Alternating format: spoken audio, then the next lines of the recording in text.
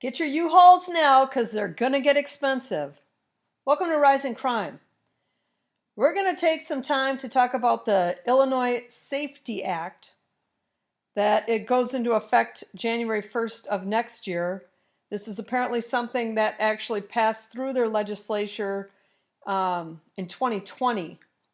And they call it the Safe, and then the letter T Act, which makes you think this is something that's going to help create safety in our state. The Safety Act. Well, it does the exact opposite as things normally do with these titles they put on it. It's the exact opposite of what it says it is what it does. This is the Anti-Safety Act. And I'm just going to read a little bit. Winnebago County is a county in the northern portion of the state. It butts up right with the Wisconsin border, and it's where Rockford is. If you know where Rockford, Illinois, Rockford is in that county. And I'm just going to read something real quick from something that came out of the Rockford Register-Star newspaper about this. And it said, on January 1st, 2023, it is estimated that more than half of the inmates in the Winnebago County Jail will walk out the door. Approximately 400 criminal defendants will be released back into our communities because our Illinois legislators passed the Safety Act back in 2020. They passed it in the pre-dawn hours of a lame duck legislative session in an attempt to circumvent the democratic process. They were successful, and so on January 1st, cash bail will be eliminated throughout the state of Illinois. While there are numerous issues with the new law, perhaps most problematic is that it only allows for even the possibility of pretrial detention for a small subset of crimes and under very limited circumstances, regardless of a defendant's risk to reoffend or their known danger to the community. In doing so, the law eliminates prosecutorial and judicial discretion when determining which defendants should be released back into the community while their cases are pending. In a bond detention hearing, judges are presented with the facts underlying the charges against a defendant, that person's criminal history, as well as evidence-based risk assessment particular to each defendant. With that vital information, the judges of our community, using their discretion and experience, are truly best positioned to balance the important interests at stake and decide if a person should be detained pending trial.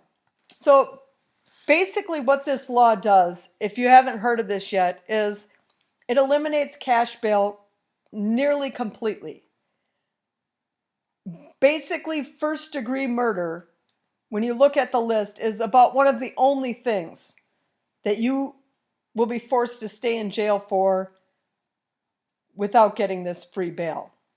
You could literally go out on the street, stab somebody to death in front of 50 witnesses.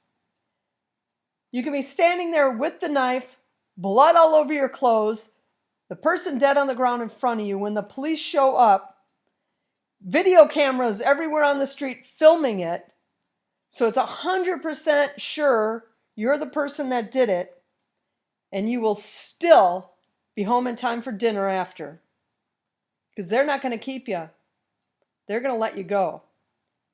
And it is not going to take long till all these criminals learn that they can do whatever they want. I mean, these court hearings, it's not like they release you and you have to be back the next day. In some cases, these things take weeks, months, years. You get a court date 3 years from now. Okay, show up, go kill as many more people as you can between now and then. And that's basically what they just did with this law, is they just passed something that makes it so easy for a criminal to be a criminal and to commit more crime before going to jail. Especially if they already know that once they go to court that they're going to get a long sentence. If they know they're going to get a long sentence, hey, go do what you can do in that time you have. This county that I just read that article from, or part of that article from, the Winnebago County, they said they're going to have to basically clear out half of their jail. half of that county jail. And that will result in around 400 inmates being released. Now, I looked, and best I can tell is there are 94 jails and prisons in the state of Illinois. So if each one of those used that same 400, there would be roughly 40,000 criminals being released on the first of the year. Happy New Year, Illinois. Now go hide in your basement, because it's going to become a war zone there. It might not be at first. People might be, testing it out a little bit. But come this time next year, I bet a large portion of the population of the state has moved out. And I looked up the population, and it's about 12,800,000 people live there. So nearly 13 million. And that makes it the 6th largest state in America. And I bet you by this time next year, that number has dropped by at least 1 million. They're going to chase out all the good people in the state, the law-abiding people. And especially now that people can work online, COVID taught us that people can get jobs that they can work solely from home and online, and they never need to go in the office. So they can move across the border to Wisconsin, Iowa, Missouri, Indiana, keep their same job. Now, they'll still be paying taxes probably if the business they're working for is in the state of Illinois, which still brings income into Illinois, but they can move out. And the U-Haul prices are going to become very expensive, just like they were, if you remember, like what it was a few years ago when a U-Haul from California to Texas cost you like $5,000, but you could get a U-Haul from Texas to California for like $200. That's what it's going to be like leaving Illinois. Because anybody that lives in that state is not going to want to stay there. There's stuff written into this that the police really can't hardly do anything. Let's say you're not a city person. Let's say you don't live in Chicago and you don't have all the crime that Chicago has. Say you own a farm, which a large majority of that state, you get outside of the cities, there's a lot of farmland. So say you own a big farm, I don't know, 500 acres. I don't know how many acres a farm is, but let's say 500 acres. You have a huge, huge farm. And let's say a bunch of homeless people decide they want to move and just make camp and live on your property. Maybe you got a river there. Maybe you got something on the, that they can use that's a good place for them to live. And they decide they just want to move there. So you get 20, 30 people that have just moved and created a tent city on your property. The police can't kick them out. There's nothing the police can do because that's written into this law that the police cannot do that. You have to figure out how you're going to get them off your property. And aside from doing something that will get you put in prison, I don't know how you're going to do that. So the criminals are literally going to run the state because what they want is what they will get. And that's just the way it's written. That's the law now, or will be come January 1st. I would even go as far as saying that in a year from now, once this thing is in full blown, it's full steam ahead, I would say that people aren't even going to want to visit the state. Because the crime in Chicago is bad. But that's going to be what it's going to be like throughout the entire state. I mean, right now Chicago's bad and even the surrounding suburbs are bad. But you get far enough out and it's pretty safe. But it's not going to be anymore. Because people that wouldn't have been criminals are going to turn into criminals. Because they're going to see, I can go steal all this stuff. Nothing's going to happen to me. I can go rob a bank every day for a month. And I'll keep getting let out and keep getting let out. And I'll keep going back and I'll keep robbing banks. And I'll have all this money and I will live like a king until I finally go to court. If I go to court. And when I do go to court, what are they going to do? Not even, I mean, the sentences nowadays are not commensurate with the crimes. So probably won't even get that bad of a sentence. So go steal millions of dollars from a bank, go travel around the world. I don't know if you can actually leave the country if you're out on no bail. Maybe you can, maybe you can't. I don't know. I didn't read that into it. But people who weren't already criminals are going to become criminals because they can.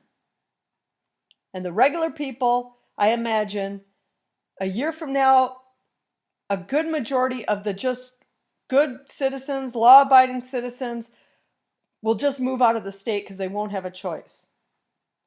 And I actually can see a scenario where within a few years, nobody even wants to drive through the state because it'll be that bad. You won't want to drive through. You don't want to risk someone just shooting you because they get mad at you on the freeway, or having to stop to get gas and get killed, or you're carjacked because they can. Or get stuck in traffic and have someone come up and steal your car. What are you going to do about it? They don't allow people to have guns there, hardly.